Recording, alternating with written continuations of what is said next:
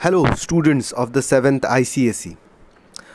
आज हम शुरू करने जा रहे हैं हमारा केमिस्ट्री का syllabus and we are starting with the chapter number 1। The name of the chapter is matter and its composition. सबसे पहले देखते हैं कि इस चैप्टर में हम लोग कौन से टॉपिक्स हैं वो कवर करने जा रहे हैं। So in this chapter we are going to cover matter. मतलब इसमें हम लोग देखेंगे कि मैटर मतलब एग्जैक्टली क्या है, द डेफिनेशन ऑफ मैटर। दूसरा है पार्टिकल थियोरी ऑफ मैटर। ये एक बहुत इम्पॉर्टेंट थियोरी है जिसके ऊपर केमिस्ट्री के बहुत सारे कॉन्सेप्ट है। आगे जो हम लोग सीखने जा रहे हैं बहुत सारे कॉन्सेप्ट्स है केमिस्ट्री के, वो पार्टिकल थियोरी ऑफ मैटर पे डिपेंड करते हैं। तो ये एक बहुत इंपॉर्टेंट कॉन्सेप्ट है जिसे हम लोग बहुत डिटेल में सीखेंगे। The third point that we are going to study in this chapter is states of matter. इसके बारे में हम लोग ने बहुत इसके पिछले स्टैंडर्ड्स में 6th स्टैंडर्ड में या 5th स्टैंडर्ड में भी सीखा है। We all know that solid, liquid and gases are the 3 states of matter. We are going to study the differences between solids, liquids and gases in this chapter. Next है composition of matter. अभी matter can be classified as solid, liquid and gases. उसी तरह से matter is also classified as element, compound and mixture. तो उसके बारे में हम लोग ये कंपोजिशन ऑफ मैटर पार्ट में स्टडी करेंगे। And the last topic is differences between the 3 states of matter, that is difference between solid, liquid and gases. So ये चैप्टर की शुरुआत करते हैं। अगर टेक्स्ट बुक में देखेंगे तो सबसे पहले उन्होंने एक वार्म अप एक्टिविटी दिया है और उन्होंने एक फ्लो चार्ट जैसा दिया है जिसमें मैटर के 3 स्टेट्स में उसको डिवाइड किया गया है, solid, liquid and gases. And we have to write examples of solids, liquids and gases. अभी एकदम जनरल डेफिनेशन ऑफ मैटर, मतलब मैटर मतलब क्या है, ऐसा अगर देखने को जाएंगे तो मैटर मतलब हमारे आसपास में जो सारी चीज़ें हमें दिखाई देती है वो सारी चीज़ें मैटर है। जैसे अभी मैं ये एक रूम में बैठा हूँ और मेरे सामने एक टेबल है, एक चेयर है, कुछ कपड़े हैं, एक कबर्ट है, या सामने कुछ किताबें पड़ी हुई है। तो ये सारी चीज़ें जो मैं देख सकता हूँ, जिन्हें मैं टच कर सकता हूँ, ये सारी चीज़ों को मैटर कहते हैं। तो एकदम एक रॉ डेफिनेशन ऑफ मैटर अगर बनाने को जाएंगे तो ऐसा होगा कि matter is anything which can be perceived by your senses. Matter ऐसी चीज़ें हैं जो हमारे सेंसेस से हम परसीव कर सकते हैं। अभी इसका एग्जैक्ट मतलब क्या होता है? हमारे सेंसेस, हमें पता है कि हमारे we have 5 senses. Sense of vision, sense of vision मतलब देखने की क्षमता, sense of touch, sense of hearing, sense of smell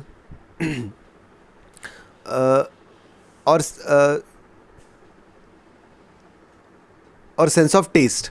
तो ये 5 सेंसेस है हमारे।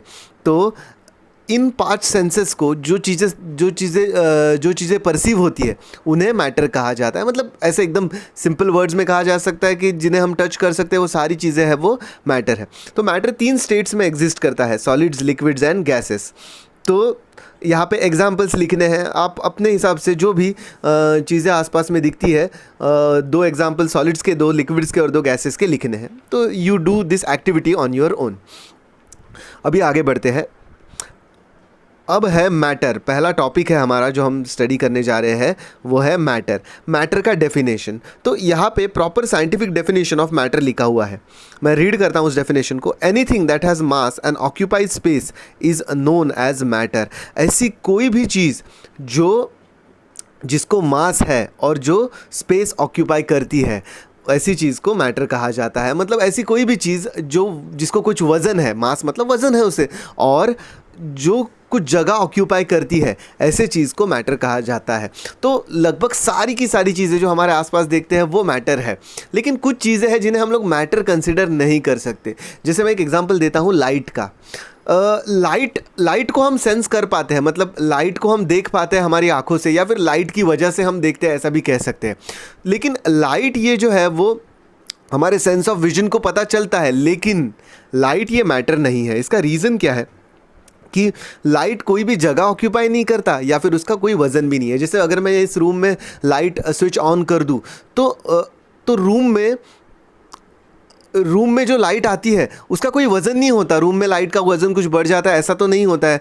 तो देयरफॉर लाइट है, जो लाइट है वो मैटर नहीं है, it is not considered as matter, it is considered as an energy, light है। या फिर दूसरा एग्जांपल है sound, sound is also a form of energy, heat is also a form of energy. तो ये जो एनर्जी के फॉर्म से उन्हें मैटर नहीं कंसिडर किया जाता। और मैटर मतलब क्या, जो सारी चीज़ें जिन्हें मास है और जो जगह ऑक्यूपाई करती है उन्हें मैटर कहा जाता है।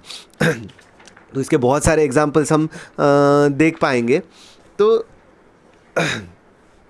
अभी बढ़ते हैं दूसरे टॉपिक की तरफ, जो है प्रॉपर्टीज़ ऑफ मैटर।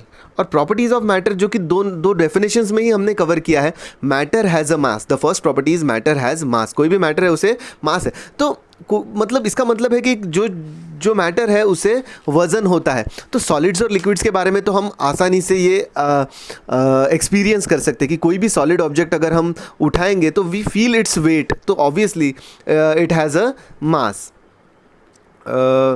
और एक मिनट है, यहाँ पे मास का डेफिनेशन भी दिया है, वो भी एक रीड करना, उसको याद करना ज़रूरी है। The measure of quantity of matter contained in a substance is called as mass. Mass का मतलब क्या है, किसी भी सब्सटेंस में कितना मैटर है, कितना मटेरियल है, या फिर एकदम सिंपल वर्ड्स में कहा जाए तो किसी भी सब्सटेंस में कितने पार्टिकल्स है, उसे उसका मास कहा जाता है। और जो भी मैटर है उसे मास। अभी इसको प्रूव करने के लिए एक एक्टिविटी किया है उन्होंने। इस एक्टिविटी में अगर आप देखेंगे तो डायग्राम से ही समझ लें, उसको पूरा रीड करने की भी ज़रूरत नहीं है, एक डायग्राम से हम समझ सकते हैं कि एक मीटर स्केल लिया है और उसको बैलेंस किया हुआ है। अभी देखिए कि इस मीटर स्केल को एज अ वेइंग स्केल जैसा इस्तेमाल किया है, जैसे जो तराजू होता है जो हम दुकानों में देखते हैं, उस तरह से इस स्केल को इस्तेमाल किया गया है। और उसके दोनों साइड में 2 इन्फ्लेटेड बलून लटकाए हुए हैं। अब ये दोनों बलून है उसको बैलेंस करें, क्योंकि दोनों बलून्स का वेट है वो सेम है। अभी अगर उनमें से एक बलून को अगर बर्स्ट करेंगे तो यहाँ पे जैसे डायग्राम में दिखाया है कि हम लोग ने ऑरेंज बलून को है वो बर्स्ट किया है, तो जो ब्लू बलून है वो ब्लू बलून का जो साइड है वो नीचे की तरफ जा रहा है। अभी इसका मतलब क्या है, इसका मतलब है कि अभी देखो ना, दोनों बलून तो सेम ही है, लेकिन एक बलून है उसमें से हवा हटा दी, हवा निकाल दी हम लोग ने, तो उसकी वजह से, और दूसरा बलून है जिसमें हवा है, तो जिस बलून में हवा है उसका जो वो साइड है, उस साइड में स्केल है वो टिल्ट हुआ है। इसका मतलब है जो बलून है उसमें हवा है उसका मास है वो ज़्यादा है। ये प्रूव करता है कि जो एयर है उसे भी मास होता है, उसे भी वज़न होता है। दूसरा property, the second property of matter is matter occupy space. Matter जगह लेता है, और जो भी जगह मैटर लेता है उसे उस मैटर का वॉल्यूम कहते हैं। तो मास और वॉल्यूम, मतलब अगर प्रॉपर साइंटिफिक वर्ड्स में अगर हम लोग मैटर को डिफाइन करने जाएंगे तो डेफिनेशन ऐसा होगा कि matter has mass and it has volume. मतलब मैटर को वज़न होता है और वो जगह ऑक्यूपाई करता है। अभी इसको डिमॉन्स्ट्रेट करने के लिए एक और एक एक्टिविटी किया है। यहाँ पे उन्होंने एक बीकर है, उसमें थोड़ा पानी है और उसमें हम डाल रहे हैं थोड़ा सा सैंड।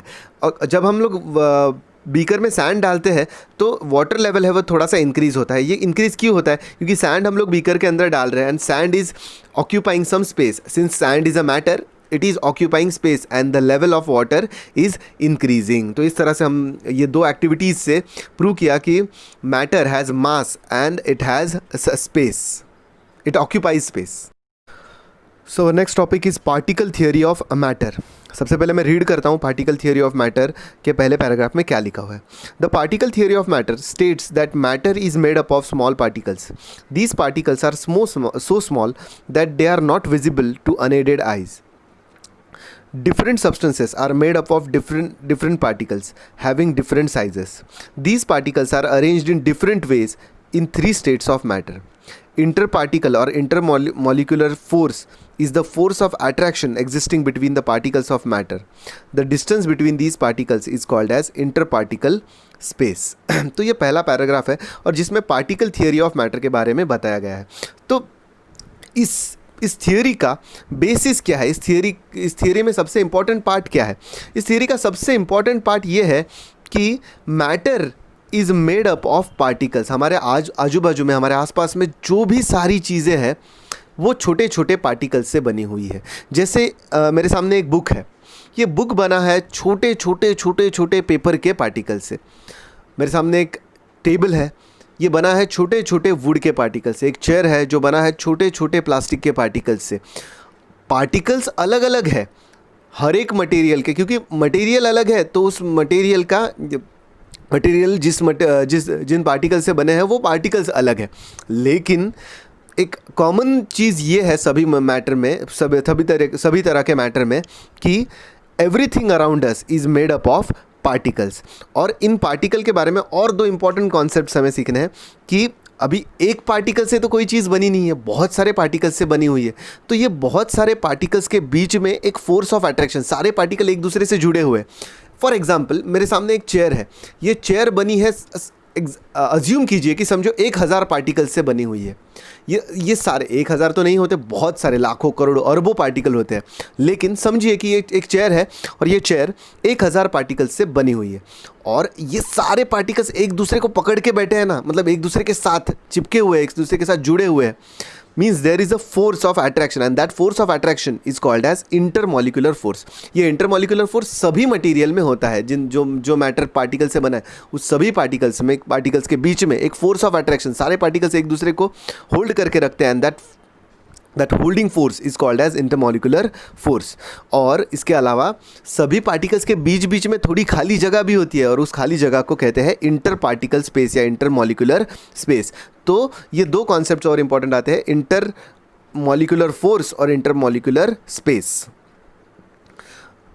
तो यहाँ पे सॉलिड, लिक्विड और गैसेस में एक बेसिक डिफरेंस है वो बताया हुआ है, और हम लोग इस डिफरेंस को स्टडी करेंगे with the help of a diagram which is given to us. जो हमें डायग्राम दिया है उसी की मदद से हम सॉलिड, लिक्विड और गैसेस के बारे में स्टडी करेंगे। तो एग्जांपल के लिए लिया है हमने वाटर। समझिए कि वाटर का जो सॉलिड स्टेट है वो है आइस, उसका लिक्विड स्टेट मतलब वाटर, और उसका गैशियस स्टेट में जब वो कन्वर्ट हो जाता है तो उसे हम लोग वाटर वेपर कहते हैं। तो अगर हम ऑब्जर्व करेंगे, सबसे पहले है सॉलिड स्टेट में वाटर। तो सॉलिड स्टेट में जब वाटर है तो उसके पार्टिकल्स एक दूसरे के साथ बहुत क्लोजली अटैच्ड है, आप देख सकते हैं कि particles are very closely, compactly arrange, closely packed. तो सॉलिड्स जो होते हैं उनमें पार्टिकल्स बहुत क्लोजली पैक्ड होते हैं। और यही सॉलिड जब लिक्विड में कन्वर्ट हो जाता है, तो यहाँ पे दिखा है, देखो, जब ये लिक्विड में कन्वर्ट हो जाता है तो पार्टिकल्स अगर हम देखेंगे तो जब लिक्विड में कन्वर्ट होता है तो पार्टिकल एक दूसरे से दूर दूर हो जाते हैं। और जब यही लिक्विड जब गैसियस में कन्वर्ट हो जाता है तो पार्टिकल्स और ज़्यादा दूर चले जाते हैं। तो इससे हम लोग कंक्लूजन क्या निकालते हैं कि जब सॉलिड है, सॉलिड्स में पार्टिकल बहुत पास में है, इसका मतलब है इंटरमॉलिक्यूलर स्पेस ये बहुत ज़्यादा है। जब यही सॉलिड लिक्विड में कन्वर्ट हो जाते हैं तो इंटरमॉलिक्यूलर स्पेस है वो एक्सट्रीमली सॉरी जब सॉलिड होते हैं तो इंटरमॉलिक्यूलर स्पेस है वो बहुत कम होता है, दो पार्टिकल्स के बीच का जगह बहुत कम होता है क्योंकि पार्टिकल्स बहुत क्लोजली पैक्ड होते हैं। लेकिन इंटरमॉलिक्यूलर फोर्स है वो ज़्यादा होता है क्योंकि पार्टिकल एक दूसरे के पास होने की वजह से वो एक दूसरे को ज़्यादा फोर्स से, बहुत ज़्यादा पावर से, फोर्स से होल्ड करके रखते हैं। जब लिक्विड में कन्वर्ट हो जाता है तो इंटरमॉलिक्यूलर स्पेस है वो बढ़ जाता है, दो पार्टिकल्स के बीच का जगह है वो बढ़ जाता है, और फोर्स है, दो पार्टिकल्स के बीच का फोर्स है वो कम हो जाता है। और गैसेस में कन्वर्ट हो जाता है तो भी सिमिलर थिंग होता है। तो इस तरह से सॉलिड, लिक्विड और गैसेस में पार्टिकल्स का अरेंजमेंट होता है। नेक्स्ट टॉपिक है properties of solids, liquids and gases, but we will study properties of solid, liquids and gases in the form of differences between solids, liquids and gases। तो अगर हम solid, liquid और gases के बीच में difference पढ़ेंगे तो automatically solids, liquid और gases तीनों के properties है वो भी cover हो जाएंगे। तो यहाँ पे टेक्स्ट बुक में ही पेज नंबर 7 पे ये एक टेबल दिया है जिसमें सॉलिड्स, लिक्विड और गैसेस के प्रॉपर्टीज़ को कंपैरेटिव फॉर्म में दिया गया है। तो let's see. The first property is shape.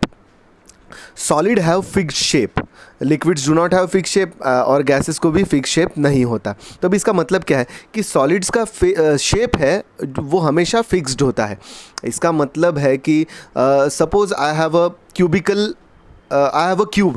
मेरे पास एक क्यूब है, सॉलिड क्यूब है, और उस सॉलिड क्यूब को अगर मैं किसी और बर्तन में डाल दूँ, समझो उसे मैं एक बीकर के अंदर डाल दूँ सॉलिड क्यूब को, तो the shape of the cube remains cubical only. Cube का शेप है वो क्यूबिकल ही रहता है, वो बीकर में डालने पर बीकर का शेप नहीं अटेन कर लेता। Therefore solids have definite shape, और वो शेप कभी भी चेंज नहीं होता है।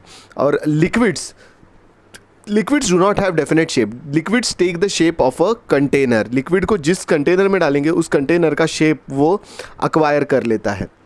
Solids have definite volume. Next property है volume. Solids have definite volume. Liquids also have definite volume, but gases do not have definite volume. अभी solids और liquids को definite volume होता है, मतलब उसका volume है वो change नहीं होता है. लेकिन अगर हम gases के बारे में देखेंगे तो gases को जिस कंटेनर में रखते हैं उस कंटेनर का सारा जगह वो ऑक्यूपाई कर लेता है. तो therefore gases do not have fixed volume. Their volume increases or decreases according to the container. Next है density. Solids have high density. Density का मतलब होता है पार्टिकल्स कितने क्लोजली पैक्ड है. सॉलिड में हम लोग ने देखा है ये पार्टिकल थियरी में कि सॉलिड्स के पार्टिकल है they are very closely packed. Liquids में पार्टिकल थोड़े दूर होते हैं तो obviously their density is less than solids. और गैसेस के पार्टिकल्स बहुत ज़्यादा दूर होते हैं therefore their density is least. Next है कंप्रेसिबिलिटी. सॉलिड्स आर इनकम्प्रेसिबल, मतलब सॉलिड्स को कंप्रेस करके उसका वॉल्यूम नहीं कम कर सकते. लिक्विड्स भी कंप्रेस नहीं होते हैं. और गैसेस कंप्रेसिबल है, मतलब गैसेस को कंप्रेस करके उनको प्रेशराइज करके उनका वॉल्यूम कम किया जा सकता है. Flow. Solids do not flow, liquids flow and gases can flow in all the direction. Gases सारी डायरेक्शंस में फ्लो करते हैं. नेक्स्ट है नेक्स्ट 2 पॉइंट्स है इंटर पार्टिकल फोर्स और इंटर पार्टिकल स्पेस. तो या फिर उसे इंटर मॉलिकुलर फोर्स और इंटर मॉलिकुलर स्पेस भी कह सकते हैं. तो इसमें क्या है, द इंटर पार्टिकल फोर्स मतलब ये टॉपिक है, ये हम लोग ने एक्चुअली पार्टिकल थियरी के टाइम पे ही डिस्कस किया है. तो ये आप रीड कर लो और समझ लो, शायद ये समझ में आ जाएगा आराम से. अभी हम देखेंगे हमारे चैप्टर का लास्ट टॉपिक जो है कंपोजिशन ऑफ मैटर. अभी matter is classified into 3 types. Matter को 3 अलग अलग टाइप्स में हम क्लासीफाई कर सकते हैं, एलिमेंट्स, कंपाउंड्स और मिक्सचर. सबसे पहले मैं रीड करता हूँ कि कंपोजिशन ऑफ मैटर के पैराग्राफ में उन्होंने क्या लिखा है. Matter around us consist of substances combined together in different forms. A substance having fixed chemical properties and fixed physical properties is called as pure substance. A pure substance can be element or a compound. तो matter के 3 forms होते हैं, elements, compound और mixture. इस chapter में हम लोग elements और कंपाउंड्स जो कि प्योर फॉर्म ऑफ मैटर है उनके बारे में स्टडी करेंगे. तो सबसे पहले देखते हैं elements. The element is a substance that can not broken down into simpler substances. Element एक ऐसा सब्सटेंस है जो और सिंपल सब्सटेंस में ब्रेक डाउन नहीं किया जा सकता. अभी देर आर टोटल 118, दुनिया में टोटल 118 नोन एलिमेंट्स है. लेकिन इसका मतलब मैं आपको समझाता हूँ. जैसे कुछ एग्जाम्पल्स देखते हैं. एलिमेंट्स के कुछ एग्जाम्पल्स है hydrogen, sodium, sulphur, gold, silver, ion, magnesium, phosphorus, potassium. ये कुछ एग्जाम्पल्स है एलिमेंट के. और ऐसे टोटल 118 एलिमेंट्स है. और these elements cannot be broken down into more simpler substances. इसका मतलब क्या है कि सपोज हाइड्रोजन है, हाइड्रोजन को ब्रेक डाउन करके हम लोग और ज़्यादा सिंपल सब्सटेंस में कन्वर्ट नहीं कर सकते. वेयर एज कंपाउंड्स जो है compounds are made up of more than 1 element. तो उनको हम लोग ब्रेक डाउन कर सकते हैं. जैसे water is a compound made up of hydrogen and oxygen.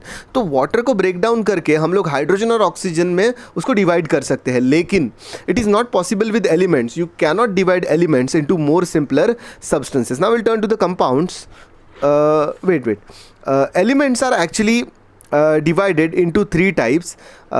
Those 3 types are metals, non-metals and metalloids. तो इस तरह से एलिमेंट्स को 3 अलग अलग टाइप्स में डिवाइड किया गया है. इसके अलावा certain elements are called as noble gases. Helium, neon, argon, krypton, radon, xenon, ये कुछ एलिमेंट्स हैं जिन्हें नोबल गैसेस कहा जाता है because they do never react with any other element. Normally बाकी सारे एलिमेंट्स है apart from these elements, noble gases को अगर छोड़ दे तो बाकी सारे एलिमेंट्स है वो एक दूसरे के साथ कंबाइन करते हैं एंड दे फॉर्म कंपाउंड. जैसे कार्बन और ऑक्सीजन एक साथ मिलकर कार्बन डाइऑक्साइड फॉर्म करते हैं, हाइड्रोजन ऑक्सीजन एक साथ कंबाइन होकर वाटर फॉर्म करते हैं, हाइड्रोजन, सल्फर और ऑक्सीजन कंबाइन होकर सल्फ्यूरिक एसिड फॉर्म करते हैं. तो इस तरह से अलग अलग एलिमेंट्स है वो एक दूसरे के साथ कंबाइन करके कंपाउंड्स फॉर्म करते हैं, but certain elements never combine with each other and such elements are called as noble gases. तो ये सारे एलिमेंट्स के बारे में हुआ। Now will turn to the compounds.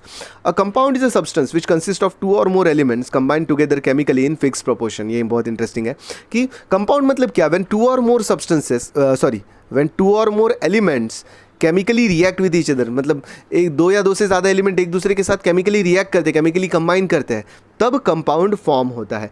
और कंपाउंड में एक इंपॉर्टेंट चीज़ है कि the constituents are always fixed. मतलब जैसे वाटर है, water is a compound made up of hydrogen and oxygen, but the water molecule has 2 atoms of hydrogen and 1 atom of oxygen. मतलब 2 हाइड्रोजन और 1 ऑक्सीजन मिलके ही water बनता है, otherwise water नहीं बनेगा। जैसे समझो 6 हाइड्रोजन है और 4 ऑक्सीजन है, they will combine and form water, नहीं, it is not possible. The proportion must be fixed in any type of compound. तो ये चीज़ है कि तो हम लोग डिफाइन करते हैं कंपाउंड को वापस एक बार कि compound is a substance which consist of 2 और more elements combined together in fixed proportion.